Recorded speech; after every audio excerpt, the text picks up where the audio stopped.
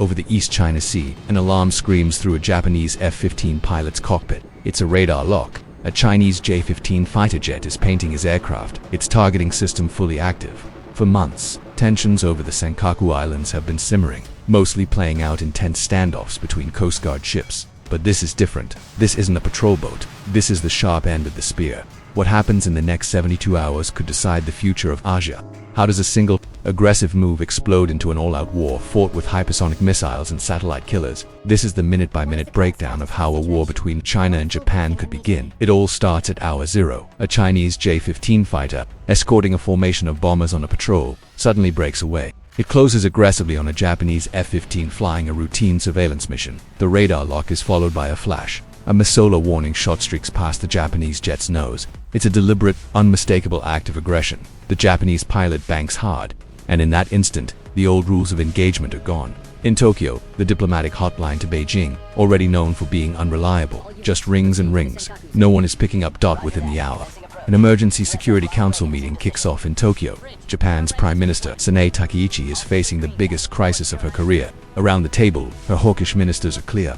This is exactly what they've been warning about, pointing to Beijing's recent live-fire drills and economic pressure. They also point to Japan's own preparations. The country's massive 2025 defense budget of roughly 8.7 trillion yen, about $57 billion, was designed for this exact moment. That budget poured money into a new counterstrike capability, giving Japan weapons like its upgraded Type 12 cruise missiles. That brand new capability is about to be put to the ultimate test. By R3, China makes its next move. The People's Liberation Army declares a massive, unlimited live-fire drill. The exclusion zone it announces is huge, and it completely swallows the Senkaku Islands. It's a direct challenge, effectively shutting down some of the most critical international waters and airspace on the planet. For commercial airlines and cargo ships, the world's economic artery has just been clamped shut. The war hasn't officially been declared, but the first economic shots have just been fired. Hour 4. The Japan Maritime Self-Defense Force, or JMSDF, surges from its naval bases. This fleet is the tip of Japan's multi-billion-dollar spear. New, high-tech Mogami-class frigates steam alongside powerful Kongo and Maya-class Aegis destroyers under the waves. Japan's deadly quiet Teige-class submarines slip towards the exclusion zone. Their mission isn't to start a fight, but to send a message. This is a line Japan will not let China redraw. Meanwhile, in Washington, secure phone lines are burning up. At hour 6, the White House issues a statement. It calls for calm, but it also pointedly reminds the world that the Senkaku Islands fall under Article 5 of the U.S.-Japan Security Treaty. An attack on one is an attack on both. The USS Ronald Reagan Carrier Strike Group, already in the Philippine Sea, is ordered to move closer. On Guam, B-52 bombers are loaded with long-range missiles, preparing for the very scenario they had drilled for with Japan just months earlier. By hour 12, steel meets steel. A large Chinese Coast Guard cutter, a warship in orbit name, makes an aggressive run at a smaller Japanese patrol boat. A JMSDF frigate quickly maneuvers between them, its siren wailing as the two warships sit meters apart in a high-stakes staring contest. The whole thing is being filmed by a Japanese MQ-9BC Guardian drone circling high above. The live feed is beamed straight to Tokyo and Washington. The world is watching, waiting to see who blinks first. Just as the world is glued to the naval standoff, the war opens on a new front. At hour 15, it's not on the sea, but in cyberspace. A massive cyberattack hits Japan's critical infrastructure. The Tokyo Stock Exchange freezes. Power grids in Osaka start to flicker. The attack's digital fingerprints have PLI-affiliated hacker groups written all over them. This is no longer just posturing. It's a direct assault on the nation's central nervous system. At hour 18, the conflict punches into orbit. The US Space Force detects a new Chinese launch. It isn't a missile aimed at Earth. It's an anti-satellite weapon. It doesn't need an explosive. It's a kinetic kill vehicle, designed to simply slam into its target. It smashes into a decommissioned Japanese satellite, creating a cloud of deadly high-speed debris. The message couldn't be clearer: your eyes in the sky are not safe. In response, Japan scrambles to activate its new constellation of small, responsive surveillance satellites, a network designed to survive exactly this kind of attack. A frantic race is on to keep its vision clear while its enemy tries to blind it.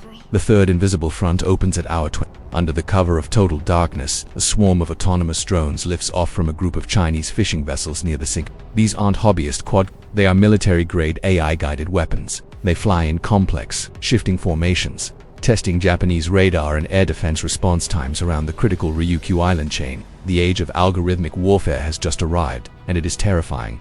The red line is finally crossed at hour 30. One of the Chinese drones, armed with a supersonic anti-ship missile, breaks away from the main swarm. It dives, skimming just above the waves to slip under the JMSDF fleet's main radar coverage. Its target, the destroyer, JS Congo, the ship's Aegis combat system screams to life, detecting the threat at the very last second. A CRA missile fires, intercepting the weapon just meters from the ship's hull. The explosion rocks the Congo, but it holds. The attack failed, but the intent was clear. It was meant to kill in Tokyo. The debate is over. At hour 36, Prime Minister Takeichi gives the order. Japan will use its counterstrike capability for the first time in history. This is the moment Japan's post-war identity is changed forever. From a launch site in the Ryukyu Islands, a salvo of truck-mounted Type 12 Surface 2 ship missiles roars to life. Guided by targeting data from a Sea Guardian drone, the missiles fly over 100 kilometers and slam into the Chinese naval corvette that was acting as the command ship for the drone attack.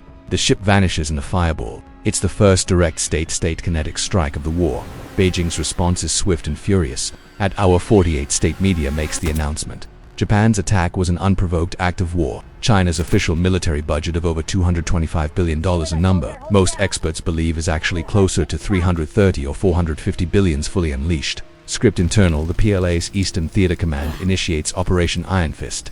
Dozens of DF-17 hypersonic missiles, traveling at over 5 times the speed of sound, launch from mainland China, but they aren't aimed at cities. They are aimed with surgical precision at the nerve centers of Japanese and American power, radar sites, fuel depots and command centers on Okinawa, and the F-35 fighter jet hangars at Misawa Air Base. The hypersonic strikes mean the United States is no longer a bystander. At hour 55, the attacks on bases with American personnel officially trigger the Mutual Defense Treaty. The war is now America's war. From Kadena Air Base, F-22 Raptors scramble to meet Chinese J-20 stealth fighters in the skies above the East China Sea.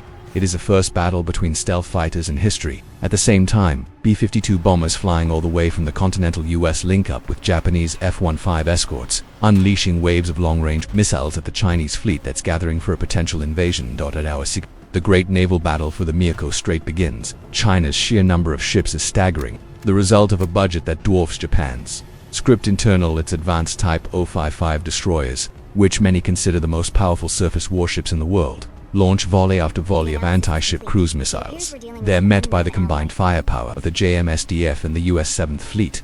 The sky becomes a tangled web of missile trails and electronic warfare signals. The losses on both sides are heavy, and they are immediate. A Japanese frigate is hit and sinks. A Chinese destroyer is crippled and burning. The sea itself is on fire. By hour 72, the world is changed. A localized dispute over a few uninhabited islands has spiraled into a full-blown regional war between 3 of the world's most powerful nations. The global economy is in freefall, as shipping insurance rates make trade through Asia impossible. These first 72 hours have been a terrifying preview of 21st century warfare, fought across land, sea, air, space, and cyberspace, with AI and hypersonic weapons making decisions and striking targets faster than any human can possibly comprehend. The spark has now become an inferno.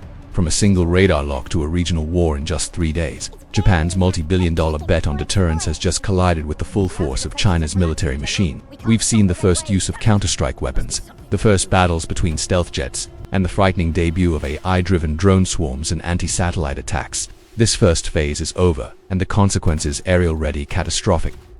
With the US now all in, and both sides proving they're willing to use their most advanced and destructive conventional weapons, the most dangerous question is still unanswered. What happens next? Could Taiwan be dragged in? Or could this spiral into a global conflict? Let us know what you think in the comments below. For more deep dives into the military tech and geopolitical flashpoints that are shaping our world, make sure you subscribe and hit that notification bell.